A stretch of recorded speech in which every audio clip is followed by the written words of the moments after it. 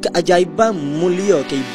Masa saya nak balik tu, siapalah di traffic light, bini saya telefon. Dia telefon tu, dia jerit ni, nangis lah. Saya pun tanya, apa ni yang jerit ni? Ada orang order pula ni. Berapa? 10,000 botol. Allah akbar. Saya masa tu traffic light lembut gitu. Alhamdulillah ya Allah. Masa saya menangis, menangis gila masa tu. Yang pak ibu tak hantar lagi? Tak lagi. Dalam masa yang sama tu. Ni keajaiban mulia ke ibu. Saya pun balik bawa kereta masa tu. Alhamdulillah ya Allah. Alhamdulillah. Sambil menangis, kita tak nak gano. Tak terkata saya. Dah tanpa kita ada mudah, Allah pun mudah. Sampai rumah tu, saya pun tengoklah ibu saya, mak saya tu duduk di tepi jalan dekat tali air tu. Dia tengah pergi beg dan menunggu seseorang. Saya pun goyaklah ke mama nak gimana ni. Dia tahu tak, lama dah mami tak doa dengan Allah. Ya Allah, bagilah aku rezeki. Ya Allah, bagilah aku duit. Ya Allah, aku nak pergi tengok anak aku yang mana duduk mengaji di UiTM Puncak Alai. Alhamdulillah malam Allah makbul doa mas setelah lepas pada mas maya tahajud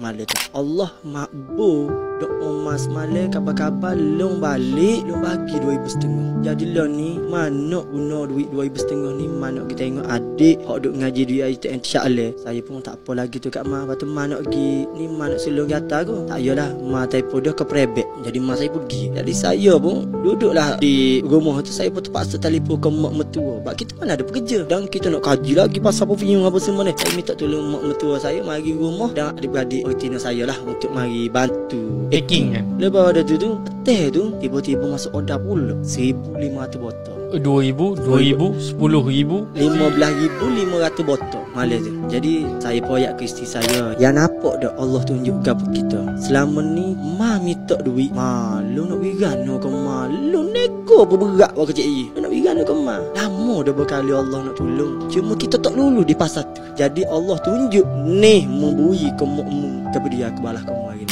Nombor 1 adalah ibu. Mulia ke ibu. Lepas pada tu saya pun niat lalu, ya Allah ya Tuhanku, aku nego ni ya Allah, aku nak beli rata mah, sobek mah, cicim mah, semua peralatan mah saya nak beli ke mak saya. Dan yang kedua, aku nak beli kereta wajah ke mak aku. Sebab saya bakar satu dia. Saya niat molek sikit pada ibu saya, pada saya bakar. Yang ketiga adalah aku nak beli rumah kepada ibu aku. Alhamdulillah, semua yang saya minta tu Allah makbul aku. Dan kereta yang saya niat, kereta wajah tu, Allah bagi kereta Audi. Dan rumah tu saya beli. Tapi saya beli rumah ke mak saya tu di saat mak saya duduk di ujung-ujung dah. Mak saya ada mengidap sakit kanser tahap 4 dan 4 perkara penyakit masa tu. Jadi masa tu dia baru buat bedah ke apa semua. Dan Alhamdulillah Allah tercapai. Rumah yang saya nak beli tu, Emula Mariata tu adalah di rumah baru tu.